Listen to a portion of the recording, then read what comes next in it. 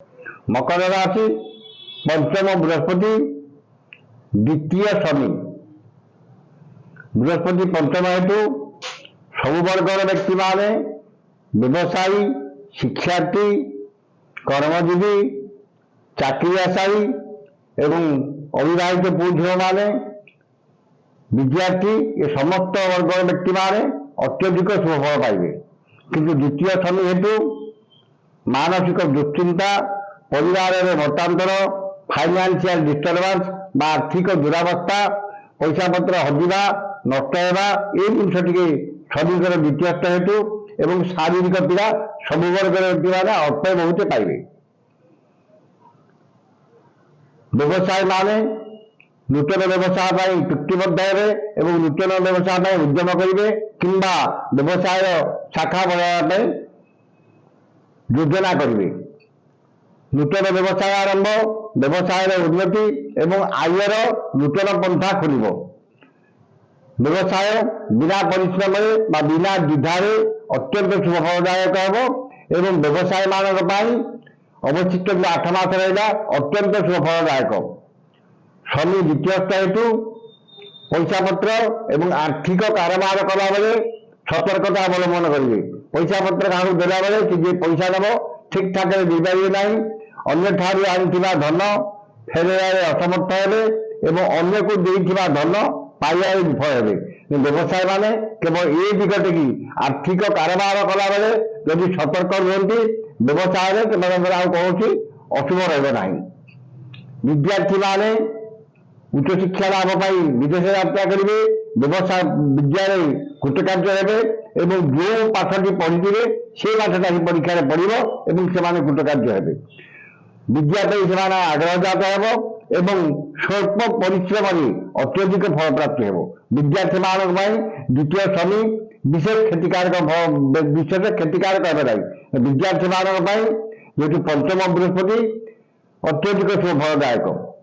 जो माने कर्मजीवी पंचम बृहस्पति हेतु उच्च सम्मान, उच्च पदवी, सहकर्मी सहयोग, मध्यस्थ कर्मचारी कृपा ये समस्त शुभफल मिलने द्वितीय शनि हेतु शारीरिक पीड़ा हेतु कर्मस्थान अनुपस्थित एवं जो कर्मटी करेंगे से कर्मटी विवादीय एवं से कर्म समस्त पसंद योग्य हम ना एवं कर्मस्थान किसी अशांति, अस्थिरता एवं सहकर्मी किसी विवाद मतांतर मनमालिन्य लगिपे।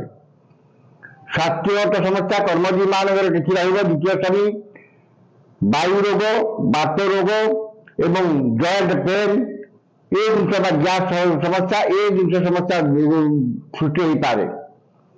वैवाहिक आशायी वैवाहिक कर्म हो पारि ना जेहेतु पंचम बृहस्पति निश्चित भाव में वैवाहिक कर्म संपन्न एवं से भल जगह विवाह करेंगे।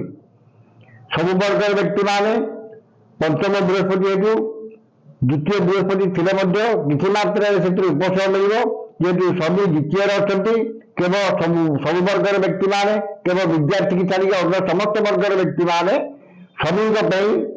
शनिकर जंत्र कि कवच धारण करी यदि मंत्र पाठ करती वर्षटी अवशिष्ट जो वर्षर 8 मासटी अत्यंत शुभफल पाइब। एवं जदि बृहस्पति शनिकर जंत्र धारण करने कवच धारण कर असंभव होता असमर्थ हुई तेज शनिकर बाड़ी चेर को शुक्लपक्ष शनिवार दिन आनी बेकरे किंबा पुरुष माने दक्षिण हस्ते स्त्री लोक मैंने बाम हस्ते बांधी शनि मंत्र को पाठ करती निश्चित भाव में शुभफल पाइबे। जो मानकर श्रवण एवं धनिष्ठा मकर से नक्षत्र जात व्यक्ति मानकर अत्यंत शुभफल प्राप्ति हे। यापर जाना जात चक्र एकादश राशि कुंभ राशि।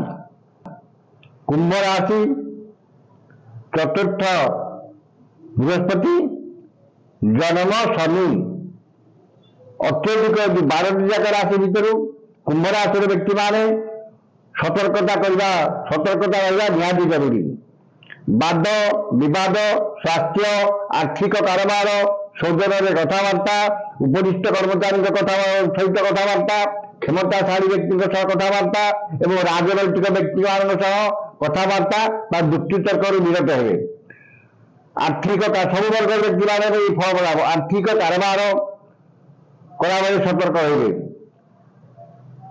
ଯାନବାହନରେ ଗଲାବେଳେ ସତର୍କତା ଅବଲମ୍ବନ କରିବେ ଏବଂ ନିଜର ଲୋକମାନଙ୍କ ସହ ଦେଖି ଚାହିଁ କଥାବାର୍ତ୍ତା କରିବେ। ପରିବାରରେ କାହାକୁ କଟୁ କଥା କହିବେ ନାହିଁ।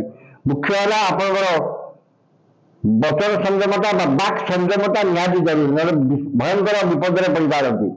ବନ୍ଧୁବାନ୍ଧବର ଅପ୍ରିୟତା, ମାନସିକ ଦୁଶ୍ଚିନ୍ତା, ପରିବାରରେ ମତାନ୍ତର, ଆର୍ଥିକ କ୍ଷତି, ଆର୍ଥିକ ଠକାମି, ମୂଲ୍ୟବାନ ପଦାର୍ଥ ନଷ୍ଟ କିମ୍ବା ହଜିଯାଇପାରେ କିମ୍ବା ଧନକୁ ନେଇକି ବିବାଦ କିମ୍ବା ମାନି ମୋକଦ୍ଦମାରେ ପଡ଼ିପାରନ୍ତି। ନିଜର ଲୋକମାନେ ଶତ୍ରୁତା କରିବେ ଏବଂ ନିଜର ଲୋକମାନଙ୍କର ସହ ଅଶାନ୍ତି ବିବାଦ ଏବଂ ପଡ଼ୋଶୀଙ୍କ ସହିତ ମଧ୍ୟ ବିବାଦ ଲାଗି ରହିବ। ସବୁ ବର୍ଗର ବ୍ୟକ୍ତିମାନେ ଏହି ଫଳ ପାଇବେ। ବିଦ୍ୟାର୍ଥୀମାନେ ବିଦ୍ୟାରେ ଅସଫଳ ହେବେ। ଯେତେ ଚେଷ୍ଟା କଲେ ମଧ୍ୟ ବିଦ୍ୟାରେ ବିଶେଷ ସୁଫଳ ପାଇବେ ନାହିଁ ଏବଂ ଉଚ୍ଚଶିକ୍ଷାରୁ ବଞ୍ଚିତ ହେବେ। ଯେତେ ପରିଶ୍ରମ କଲେ ଯେଉଁ ଅନୁସାରେ ପରିଶ୍ରମ କରୁଛନ୍ତି ସେ ଅନୁସାରେ ଫଳ ପ୍ରାପ୍ତି ହେବ ନାହିଁ। ଯଦି ପିଲାଟି ବହୁତ ଭଲ ପଢ଼ୁଥାଏ ତାର କିଛି ମାତ୍ରାରେ ଫଳ ପାଇପାରେ, କିନ୍ତୁ ବିଦ୍ୟା ପ୍ରତି ତାର ଆଗ୍ରହ କମିଯିବ ଏବଂ ଯେହେତୁ ମନରେ ହତୋତ୍ସାହ ଭାବ ପ୍ରକାଶ ପାଇବ। ବ୍ୟବସାୟ ମାନଙ୍କ ପାଇଁ ବର୍ଷଟି ଅତ୍ୟନ୍ତ ବିପଦପୂର୍ଣ୍ଣ। ବ୍ୟବସାୟରେ ବିପର୍ଯ୍ୟୟ ଅବସ୍ଥା ଆସିବ ଏବଂ ଯେଉଁମାନେ ପରିବହନ ବ୍ୟବସାୟ କରୁଛନ୍ତି, ବିଶେଷ କରି ଗାଡ଼ି ମୋଟର ଟ୍ରାନ୍ସପୋର୍ଟର ବିଜନେସ୍ କରୁଛନ୍ତି, ସେମାନେ ବିଶେଷ ସତର୍କତା ଅବଲମ୍ବନ କରିବେ। ନୂତନ ଯାନବାହନ କିଣିବା ବା ଗାଡ଼ି ଘୋଡ଼ା ଚଲେଇବା ବେଳେ ସତର୍କତା ଅବଲମ୍ବନ କରିବେ। ପରିବହନ ବ୍ୟବସାୟରେ ବିପର୍ଯ୍ୟୟ ଘଟିବ ଏବଂ ବାଣିଜ୍ୟ ବ୍ୟବସାୟରେ ମଧ୍ୟ କ୍ଷତି ଘଟିବ। ବ୍ୟବସାୟରେ ମାନ୍ଦାବସ୍ଥା ଲାଗି ରହିବ ଏବଂ ପଇସା ପତ୍ର ଯଦି ବାକି ପକେଇଲେ ସେ ପଇସା ମିଳିବାର ଆଶା ଏ ବର୍ଷ ମିଳିବାର ସମ୍ଭାବନା ବହୁତ କ୍ଷୀଣ। ଆର୍ଥିକ ଅବସ୍ଥାରେ କ୍ଷତି, ଆର୍ଥିକ ଅବସ୍ଥାରେ ଅବନତି, ଏ ସମସ୍ତ ଜିନିଷ ବ୍ୟବସାୟ ମାନଙ୍କ ପାଇଁ ଘଟିବ। ତେଣୁକରି ବ୍ୟବସାୟ ମାନେ ସତର୍କତା ଅବଲମ୍ବନ କରିବେ। କର୍ମଜୀବୀ ମାନେ ସହକର୍ମୀଙ୍କ ସହ ମତାନ୍ତର, ଉପରିସ୍ଥ କର୍ମଚାରୀଙ୍କ ସହ ମତାନ୍ତର ଏବଂ ସମସ୍ତ କର୍ମରେ କିଛି କଣ୍ଟକ ସଦୃଶ ମନେ ହେବ। ଯେଉଁ କାମଟା କରିବେ ଆପଣ ସେ କାମ ପ୍ରତି ଆଗ୍ରହ ବିଲକୁଲ ରହିବ ନାହିଁ ଏବଂ ଯେତେ ପରିଶ୍ରମ କଲେ ମଧ୍ୟ ସେ ପରିଶ୍ରମ ତୁଳନାରେ ଫଳ ପ୍ରାପ୍ତି ହେବ ନାହିଁ। କର୍ମଜୀବୀ ମାନେ ସତର୍କତା ଅବଲମ୍ବନ କରିବେ। ଯେଉଁମାନଙ୍କର ବିବାହ ସମ୍ପନ୍ନ ନାହିଁ ସେମାନଙ୍କର ବୈବାହିକ କର୍ମ ସମ୍ପନ୍ନ ହେବାର ସମ୍ଭାବନା ବହୁତ କ୍ଷୀଣ। ତେଣୁ ଏହି ବର୍ଷଟି ତାକୁ ଅପେକ୍ଷା କରିବାକୁ ପଡ଼ିବ ଏବଂ ଆର ବର୍ଷକୁ ବୃହସ୍ପତି ପଞ୍ଚମ ହେଲା ପରେ ଯାହା କିଛି ହେଇପାରେ ଅଲଗା ସବୁ ଅନ୍ୟ ଅର୍ଥରେ ନିଶ୍ଚିତ ଭାବରେ କିଛି ଖରାପ ଫଳ ପ୍ରାପ୍ତି ହେବ। ତେଣୁ ସବୁ ବର୍ଗର ବ୍ୟକ୍ତିମାନେ ବୃହସ୍ପତି ଏବଂ ଶନିଙ୍କର ଯନ୍ତ୍ର କିମ୍ବା କବଚ ଧାରଣ କରି ମନ୍ତ୍ର ପାଠ କରେ ନିଶ୍ଚିତ ଭାବରେ ଶୁଭ ଫଳ ପାଇବେ ଏବଂ ଏ ସମସ୍ତ ଅଶୁଭତ୍ୱ ଦୂର ହେବ। ବିଶେଷ କରି ଯେଉଁମାନଙ୍କର ଶତବିଶା କୁମ୍ଭ 24/11 ସେମାନେ ବିଶେଷ ସତର୍କତା ଅବଲମ୍ବନ କରିବେ। ଦୁର୍ଘଟଣା ପ୍ରତି ସତର୍କ ହେବେ ଏବଂ ଶାରୀରିକ ସ୍ୱାସ୍ଥ୍ୟ ପ୍ରତି ସଚେତନ ହେବେ। ଏହାପରେ ଜାଣିବା ଜାତ ଚକ୍ରର ଶେଷ ରାଶି ମୀନ ରାଶି। ମୀନ ରାଶି ତୃତୀୟ ବୃହସ୍ପତି, ଦ୍ୱାଦଶ ଶନି। ଦ୍ୱିତୀୟ ବୃହସ୍ପତି ଶତ୍ରୁ ବୃଦ୍ଧି, ସମସ୍ତ କର୍ମରେ ବିଘ୍ନ, ମାନସିକ ଦୁଶ୍ଚିନ୍ତା, ଭାତୃ ବିବାଦ, ପରିବାରରେ ମତାନ୍ତର ଏବଂ ଜମି ଜମାକୁ ନେଇକି ଭାଇ ଜମି ଜମା କିମ୍ବା ପୈତୃକ ସମ୍ପତ୍ତିକୁ ନେଇ ବିବାଦ ଭାଇ ଭିତରେ ଲାଗିପାରେ। ବ୍ୟବସାୟ ମାନେ ବିଶେଷ ଉନ୍ନତି କରିପାରିବେ ନାହିଁ ଏବଂ ଯେଉଁ ବ୍ୟବସାୟ କରୁଛନ୍ତି ସେ ଅବନତି ଘଟିବ ବା ଆର୍ଥିକ ସମସ୍ୟା ଉତ୍କଟ ହେବ। ସବୁ ବର୍ଗର ବ୍ୟକ୍ତିମାନେ ଆର୍ଥିକ କ୍ଷତି, ଭାତୃ ବିବାଦ, ମାନସିକ ଦୁଶ୍ଚିନ୍ତା, ଶାରୀରିକ ପୀଡ଼ା ଭୋଗିବେ ଏବଂ ଅପବ୍ୟୟ, ଅପବାଦ, ଅପଯଶ ଏ ସମସ୍ତ ଜିନିଷ ପାଇବେ। 5 ଟଙ୍କା ଆୟ କଲେ ଯେହେତୁ ଶନି ଦ୍ୱାଦଶରେ 25 ଟଙ୍କା ଖର୍ଚ୍ଚ ହେବ। ଆର୍ଥିକ ଭାର ବା ଖର୍ଚ୍ଚ ଭାରରେ ଅତିଷ୍ଠ ହୋଇ ଋଣଗ୍ରସ୍ତ ହୋଇପାରନ୍ତି ଏବଂ ସମସ୍ତ କର୍ମରେ ଅଯଥା ବିଳମ୍ବ ଏବଂ ବିଘ୍ନ ଘଟିବ। କର୍ମ ପ୍ରତି ଅନାଗ୍ରହ, ଆଳସ୍ୟତା ଭାବ ବୃଦ୍ଧି ପାଇବ ଓ ସମସ୍ତ କର୍ମରେ ଅଯଥା ବିଳମ୍ବ ପରିଲକ୍ଷିତ ହେବ। ସବୁ ବର୍ଗର ବ୍ୟକ୍ତିମାନେ ଏ ଫଳ ପାଇବେ। ବ୍ୟବସାୟ ମାନେ ବ୍ୟବସାୟର ଅଗ୍ରଗତିରେ ବାଧା ଉତ୍ପନ୍ନ ହେବ, ବ୍ୟବସାୟରେ ମାନ୍ଦାବସ୍ଥା ଲାଗି ରହିବ ଏବଂ ବ୍ୟବସାୟରେ ଆୟ ଅପେକ୍ଷା ଖର୍ଚ୍ଚ 2 ଗୁଣ ଅଧିକ ହେବ। କର୍ମଜୀବୀ ମାନେ କର୍ମରେ କ୍ଷତିଗ୍ରସ୍ତ ହେବେ, କର୍ମରେ ବାଧାପ୍ରାପ୍ତ ହେବ, କର୍ମରେ ବିପଦ ଲାଗି ରହିବ ଏବଂ କର୍ମସ୍ଥାନରେ ସହକର୍ମୀଙ୍କ ସହ ବିବାଦ କିମ୍ବା ମତାନ୍ତର ହୋଇପାରେ। ବିଦ୍ୟାର୍ଥୀମାନେ ବିଦ୍ୟାରେ ଅସଫଳ ହେବେ ଏବଂ ଯେଉଁ ପରିଶ୍ରମ କରୁଛନ୍ତି ସେ ଅନୁସାରେ ଫଳପ୍ରାପ୍ତି ହେବ ନାହିଁ ଏବଂ ବିଦ୍ୟା ପ୍ରତି ସେମାନଙ୍କର ଅନାଗ୍ରହ ଭାବ ପ୍ରକାଶ ପାଇବ। ଯେଉଁମାନଙ୍କର ବୈବାହିକ କର୍ମ ସମ୍ପନ୍ନ ହେଇନାହିଁ ସେମାନଙ୍କର ବୈବାହିକ କର୍ମରେ ବିଘ୍ନ ବା କିଛି ମାସ ବା କିଛି ଦିନ ବିତି ଯାଇପାରେ, ସହଜ ହେବ ନାହିଁ ବୈବାହିକ କର୍ମ।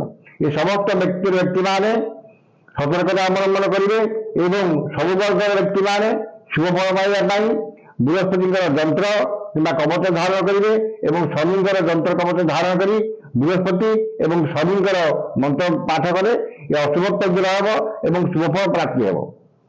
ବିଶେଷ କରି ଯେଉଁମାନଙ୍କର ଉତ୍ତର ଭାଦ୍ର ମୀନ ସେମାନେ ସତର୍କତା ଅବଲମ୍ବନ କରିବେ ଏବଂ ଯନ୍ତ୍ର ଏବଂ କବଚ ଧାରଣ କରି ମନ୍ତ୍ର ପାଠ କଲେ ଅଶୁଭତ୍ୱ ଦୂର ହେବ, ଶୁଭଫଳ ପ୍ରାପ୍ତି ହେବ।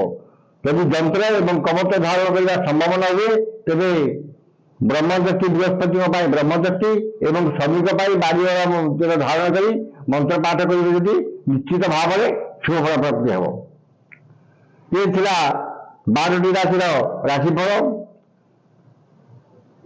ଯେହେତୁ ବୃହସ୍ପତିଙ୍କର ମନ୍ତ୍ର, ବୃହସ୍ପତିଙ୍କର ଗୋଚର ଫଳ ଆମେ କହୁଛୁ, ବୃହସ୍ପତିଙ୍କର ଇଷ୍ଟଦେବୀ ହେଉଛନ୍ତି ତାରା ଏବଂ କେତୁଙ୍କର ଇଷ୍ଟଦେବୀ ହେଉଛନ୍ତି ଧୂମାବତୀ।